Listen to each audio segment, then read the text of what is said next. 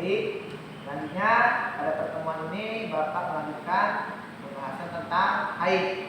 Haid itu adalah tanda-tanda balik pada perempuan. Yang mana haid dalam bahasa artinya aliran atau sesuatu yang mengalir, sedangkan secara istilah haid adalah darah yang keluar dari rahim seorang wanita pada waktu-waktu tertentu yang bukan karena disebabkan oleh suatu penyakit atau karena melahirkan. Warna darah haid biasanya merah kehitaman dan ada kental. Nah, selanjutnya waktu terjadinya haid. Waktu minimal haid adalah sehari semalam. Umumnya haid terjadi selama 6-7 hari dan maksimal lama waktu haid adalah 15 hari 15 malam. Nah, sementara itu waktu minimal suci antara 2 haid adalah 15 hari 15 malam.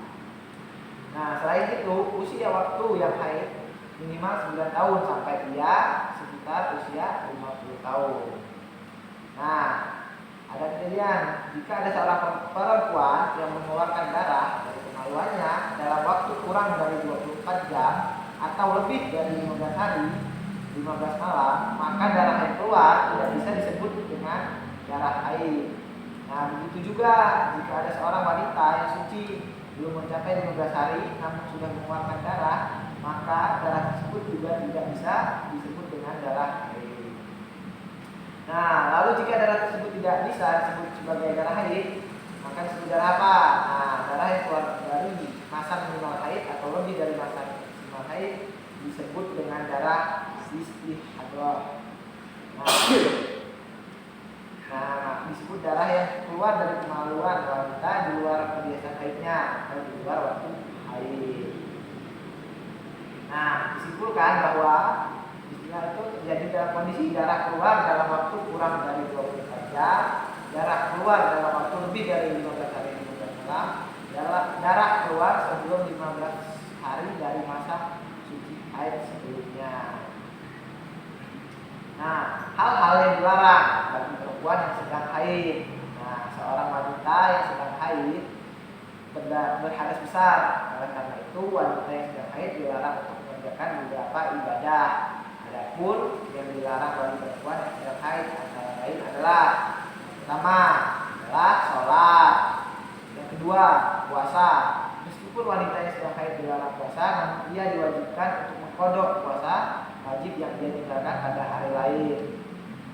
Yang ketiga, tawaf, mengelilingi Ka'bah. Meskipun dilarang melakukan tawaf, namun wanita yang sedang haid diperbolehkan melaksanakan rangkaian haji yang lain seperti wukuf, sa'i, menaikan jumroh dan lain-lain. 4. Menyentuh mushaf dan membaca Al-Quran. Yang kelima, ketika dan diam diri di masjid. Nah, ya menjadi tentang haid. Nah, wanita yang haid tidak dibolehkan untuk sholat, puasa, tawaf, dan itu mushaf tadi kan. Nah, dan Allah dan boleh melayani misalnya sebabnya Allah Ta'ala berfirman dalam surat Quran Al-Baqarah 222 yang artinya mereka bertanya kepadamu tentang darah haid, katakanlah dia itu adalah suatu kotoran atau najis. Oleh sebab itu hendaklah kalian menjauhkan diri dari wanita di tempat haidnya, dan janganlah kalian mendekati mereka sebelum mereka suci dari haid. Apabila mereka telah suci, maka campurilah mereka itu di tempat yang diperintahkan Allah pada kalian.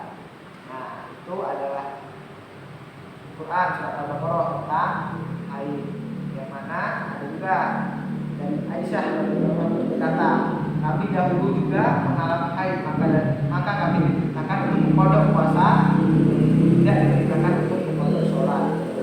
Hadis riwayat Al-Bukhari 321 dan hadis Muslim nomor 325. Nah, batasan haidnya menurut ulama, batas minimal haid adalah sehari malam dan batas maksimalnya adalah 15 hari. Nah, Imam Ibnu Taimiyah mengatakan bahwa tidak ada batasan yang pasti mengenai minimal dan maksimal masa haid, dan pendapat inilah yang paling kuat dan paling masuk akal dan disepakati oleh sebagian besar ulama. Dalil yang berkaitan dengan itu adalah dalam Al-Baqarah tadi.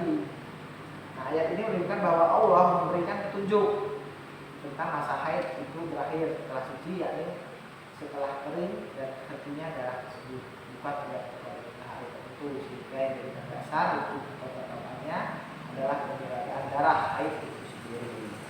Nah, jika ada darah yang sifatnya darah haid, maka berlaku hukum haid. Namun jika tidak dijumpai darah atau sifatnya bukanlah darah haid, maka tidak berlaku hukum haid padanya. Selanjutnya adalah hikmah yang dapat diambil, maupun cerita Aisyah radhiyallahu anha mengajarkan pada seluruh wanita agar tidak perlu bersedih ketika mengalami haid, karena hal ini sudah ketentuan oleh Allah Subhanahu wa taala. Nah, jadi haid ini adalah ketentuan dari Allah, jadi jangan bersedih. Beberapa manfaat dan hikmah adanya darah haid. Yang pertama, latihan bagi wanita menghadapi cairan sperma yang menjijikan sebagian wanita.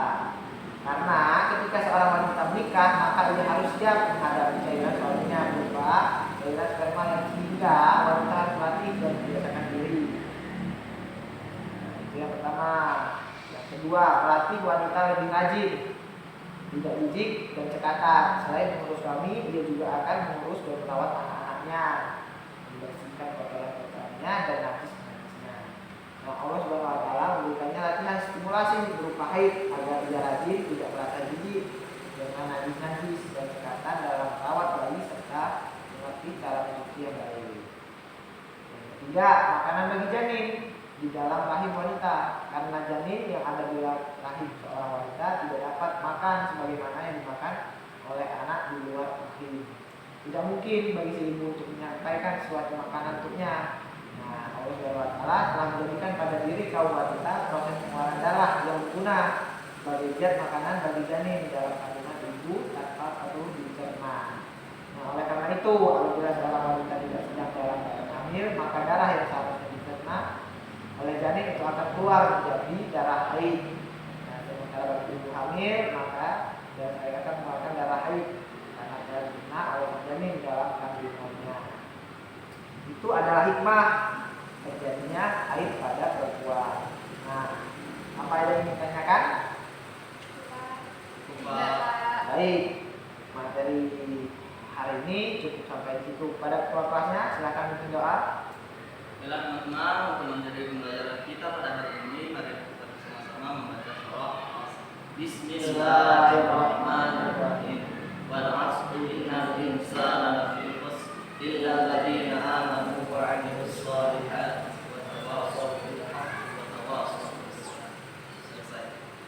Baik, Bapak akhiri. Wabillahi taufiq wal hidayah. Wassalamualaikum warahmatullahi wabarakatuh. Waalaikumsalam warahmatullahi wabarakatuh.